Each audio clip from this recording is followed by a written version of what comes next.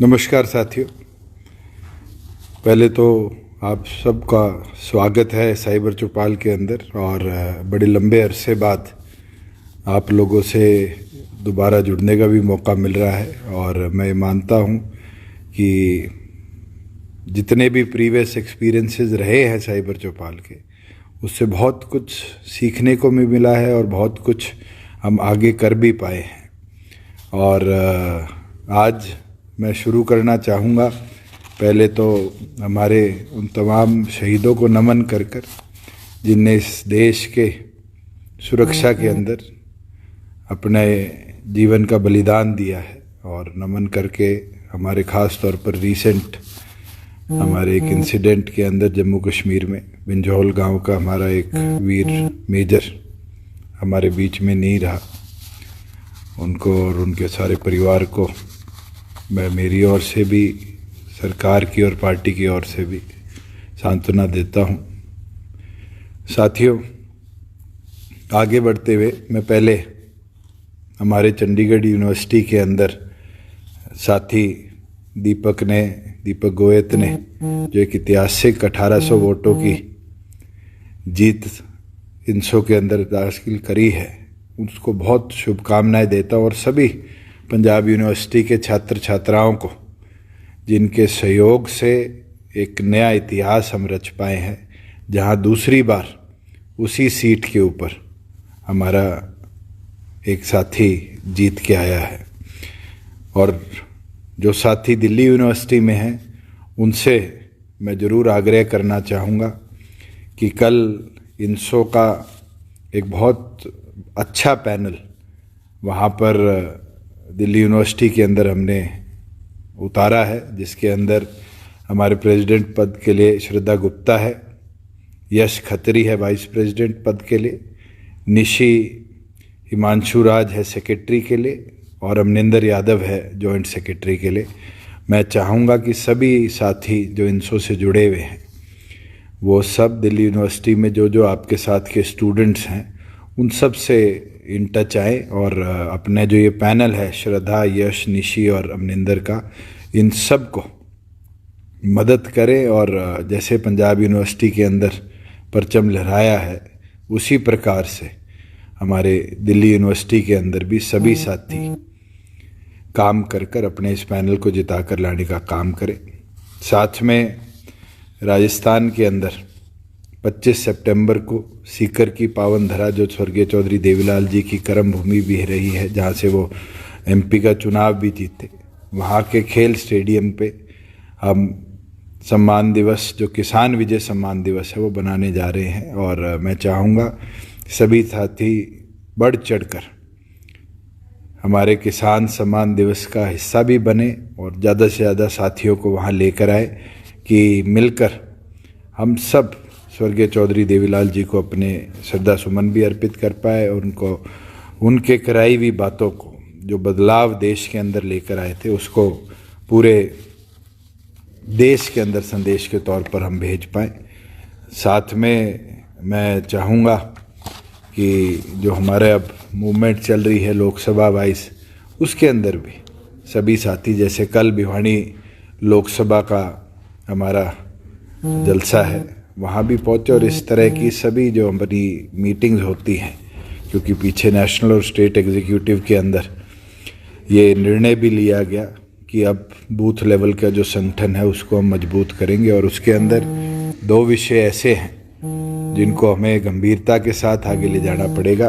पहला विषय जो हमारे बूथ योद्धा का है, जिसमें रविंदर सांगवान हमारे युवा के प्रधान और सारी युवा की टीम मिलकर बहुत अच्छा काम कर रही है। 33% बूथों पर मजबूत टीम आज हमने इस्टेब्लिश कर रही है, उसको ताकत और देने का काम करें। और मैं तो आप सब से भी चाहूँगा, जो साथी अपने अपने बूथ की कमांड लेना चाहते हैं, और ख़ास तौर पर इंफॉर्मेशन टेक्नोलॉजी का, IT का ज़माना है, आप सभी साथी जो जुड़ रहे हैं, जो साथी जुड़ना चाहते हैं, वो सभी साथी अपने आप को अपने हल्का युवा प्रधान के साथ इन टच लाकर ये जिम्मेवारी ले सकते हैं।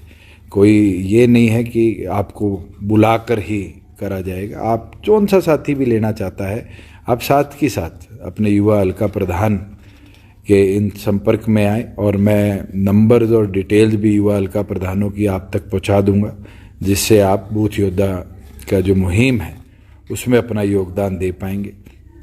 साथ में एक मुहिम और शुरू करी गई है महिला टीम की ओर से।